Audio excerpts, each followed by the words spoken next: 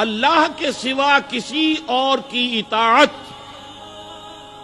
جس سے اللہ کی معصیت لازم آتی ہو، شرک۔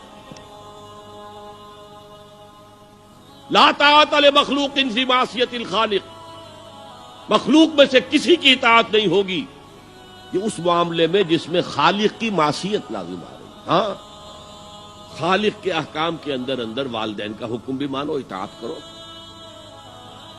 اساتذہ کا حکم مانو، کسی اور کو اپنا لیڈر مانا ہے اس کا حکم مانو، لیکن ناٹ بیونڈ۔ وہ جو سرکل ہے کتاب و سنت کا، اس سے باہر نہیں۔ لا طاعت لمخلوق فی معصیت الخالق، یہ آپ الجبرے کے فارمولے کے طور پر اپنے سامنے رکھیے۔ اب اسے اپلائی کیجئے، جیسے فارمولوں کے ذریعے سے پھر بڑے بڑے وہ سم جو ہے وہ حل کیے جاتے تھے سوالات۔ صبح کا وقت ہے، آنکھ بھی کھلی ہے، کوئی اذان کی آواز بھی کان میں آئی ہے، آپ کا نفس کہتا ہے ابھی سو جی۔ آپ نے اپنی چادر یا کمبل کو درست کیا اور کروٹ لی اور سو گئے۔ یہ کیا ہے؟ آپ نے کس کا حکم پیچھے پھینکا اور کس کا حکم مانا؟ اللہ کے حکم کو پیچھے پھینک دیا، نفس کے حکم کو آگے رکھا۔ یہ شرک، اس شرک کو جاننے والے بہت کم ہیں۔ مولانا روم نے خوب کہا تھا، نفس ماں ہم کم ترس فرعون نیست لیکن اورعون ایراعون نیست۔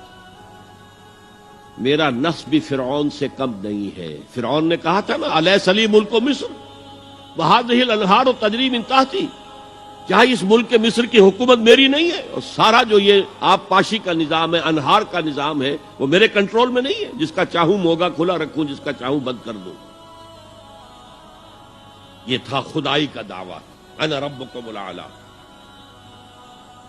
تو مولانا روم کہتے ہیں میرا نفس بھی اس سے کمتر نہیں ہے۔ وہ کہتا یہ جسم میرا ہے، اس پر میرا حکم چلے گا، میں نہیں جانتا کون اللہ کون رسول، کیا حرام کیا حلال۔ تو فرعون سے کم تو نہیں ہے میرا نفس، لیکن اورعون اس کی بہت مدد تھی، فوج تھی، لاؤ لشکر تھا، تو اس نے زبان سے بھی کہہ دیا کھل کر انا ربکم الاعلی۔ میں مسکین ہوں، غریب ہوں، میرے پاس کوئی طاقت نہیں ہے، میں زبان سے تو کچھ نہیں کہہ سکتا، اندر سے میرا نفس یہی کہتا۔ یہ نفس کی حکومت قرآن کہتا ہے، میں حیران ہوتا ہوں، دو جگہ یہ مضمون آیا ہے، ارأیت من اتخذ الہہ ہواہ افانت تکون علیہ وکیلا۔ اے نبی، تم نے دیکھا اس شخص کو، اس کے حال پر غور کیا جس نے اپنی خواہش نفس کو اپنا الہ بنا لیا ہے۔ اللہ اکبر، الہ، لا الہ الا اللہ، کلمہ توحید کا مرکزی لفظ یہاں آ رہا ہے، من اتخذ الہہ ہواہ، جس نے اپنی خواہش نفس کو اپنا معبود بنا لیا، الہ بنا لیا۔ افانت تکون علیہ وکیلا، کیا آپ ایسے شخص کی کوئی ذمہ داری لے سکتے ہیں؟ سود حرام ہوا کرے جی، حرام ورام، ہمارا دھندا جو ہے وہ آگے بڑھ نہیں سکتا۔ تو اللہ کے حکم کو پیچھے ڈالا، نفس کے تقاضے کو آگے رکھا۔ کون معبود ہے آپ کا؟ نام عبداللہ رکھیے، نام عبد الرحمن رکھیے، ہے عبد النفس، نفس کے بندے، نفس کے غلام۔ یہ میں نے یوں سمجھیے کہ جیسے میں نے ہجرت اور جہاد کی ڈیفینیشنز کی تھی۔ ہجرت کا بیس کیا ہے؟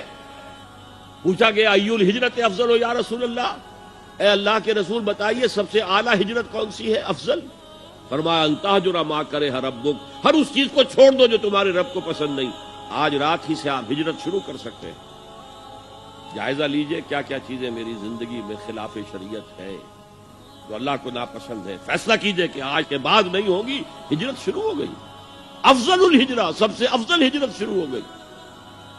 لیکن ٹاپ پر لے جائیے تو یہ ہجرت جب اللہ کے دین کو قائم کرنے کی جدوجہد اس مرحلے پر آ جائے کہ اب باطل کے ساتھ ٹکراؤ ہے اور اب چاہیے کہ ساری قوت ایک مرکز پر جمع ہو جائے، ہجرت فرض کر دی گئی، وہ ہجرت گھر بار چھوڑ کر، اہل و عیال کو چھوڑ کر، اور مکے کے بھیڑیوں کے رحم و کرم پر چھوڑ کر اپنے گھر والوں کو جو لوگ ہجرت کر کے آئے، حکم تھا۔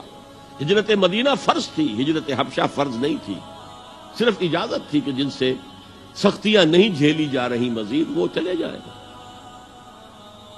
تو ہجرت کا یہ ابتدائی نقطہ، انتہا یہ جہاد، المجاہد من جاہد نفسہ، جہاد تو یہاں سے شروع ہو گیا، اپنے نفس کے خلاف جہاد کرنا۔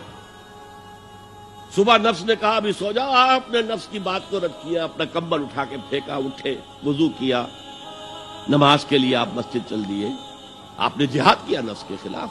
یہ افضل الجہاد ہے، اور سب سے چوٹی اوپر یہ ہے کہ جب وہ حق و باطل کی جنگ ہو تو جان ہتھیلی پر رکھ کر میدان میں حاضر ہو جاؤ۔